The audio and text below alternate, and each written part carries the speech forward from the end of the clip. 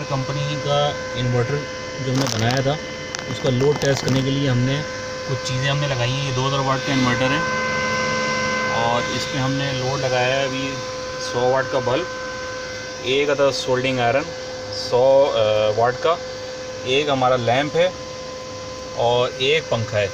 एक पंखा लगा हुआ है इसमें, एक बल्ब लगा हुआ है और एक सोल्डिंग आयरन है और एक हमारा लैंप है। तो इसके टोटल वाटेज कितने आ रहे हैं देखिए, चेक करें, 243 वाट दिखा रहा है ये, ठीक है। और इसको मेंटेन करने के लिए हमने एक बैटरी चार्जर भी लगाया हुआ है ताकि इसके 12 वोल्ट के जो वोल्टेज हैं वो कम ना हो, ठीक है ना। तो ये हम टेस्ट कर रहे हैं इसका लोड, क्रैगर कंपनी 2000 वाट का, ठीक है ना। तो ये हमने बैटरी चार्जर भी लगाया हुआ है और इन्वर्टर की कनेक्शन भी है, वो बैटरी भी लगाई हुई है, ठीक है ना। तो ये हमारा लोड टेस्ट हो रहा है और ये पंखा हमने लगाया हुआ है, ये पंखा चल रहा है देखिए।